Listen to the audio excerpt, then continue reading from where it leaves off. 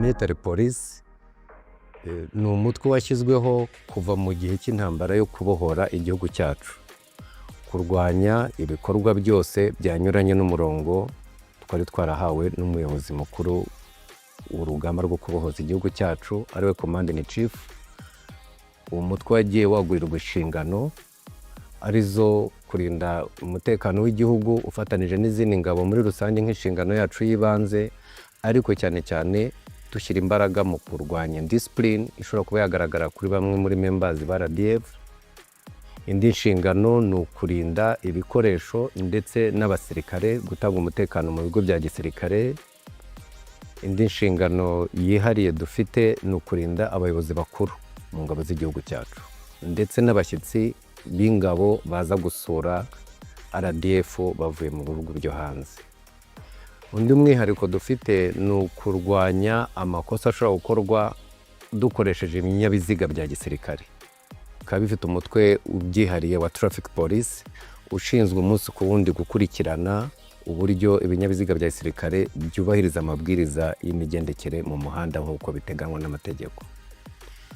Undi mwihariko wa Military Police utandukaniraho n'indi mitwe ya gisirikare ni uko nishinzwe gufunga aba bagaragayeho amakosa ndetse no kubahana ibasubiza mu murongo kugira ngo babashe gusubira mu nshingano barikosoye, babagirwa inama ndetse no guhabwa ibihano byubaka umubiri kugira ngo umusirikare wakoze amakosa yumve ko atagomba kuyakomeza.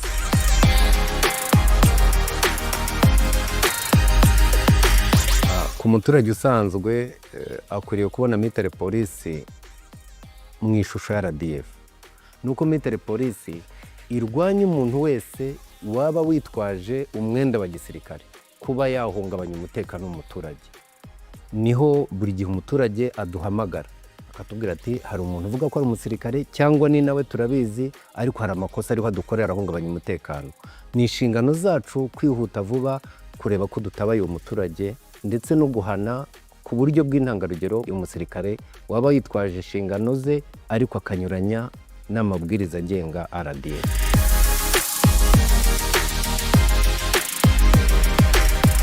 Njyewe akazi kanjye ka buri munsi ngakorera mu ishami rishinzwe umutekano wo mu muhanda ari ryo Traffic Police.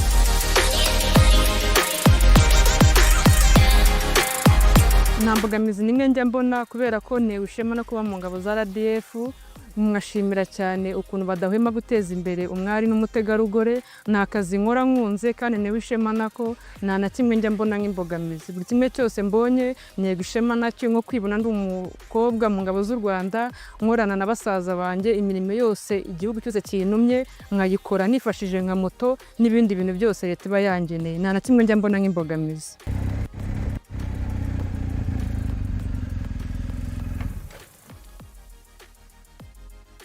Ubutumwa nagenera abagenzi banjye b'igitsina gore bakiri abasivili cyangwa se wenda bari no mu ngabo z'u Rwanda ni ugukunda umurimo. Noneho nicyo nabwira abasivili nuko buri kintu cyose mu gisivili aho uri ukunda cy'inzozi zawe wazaza, kuko muri RDF cyose uracyasanga. Ufite inzozi za mashini zo kubaka, izo gukunda igihugu, zo gutwara moto nk'ubu mwanjye moto nabikundaga nyiri umwana, ariko naje muri RDF za nzozi zanjye nzikabiriza muri RDF. Buri kintu cyose ukunda aho uri hose nagushishikariza gutinya kuko urashoboye ukaza muri RDF wagisangamo.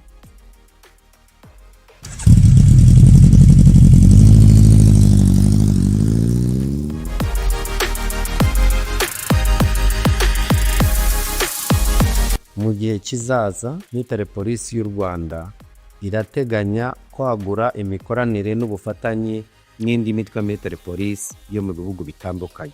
Iyo mikoranire izadufasha kurushaho kwagura ubumenyi no gusangira ubunararibonye bizatuma turushaho kujya Military Police y'umwuga ndetse yagutse mu mikorere.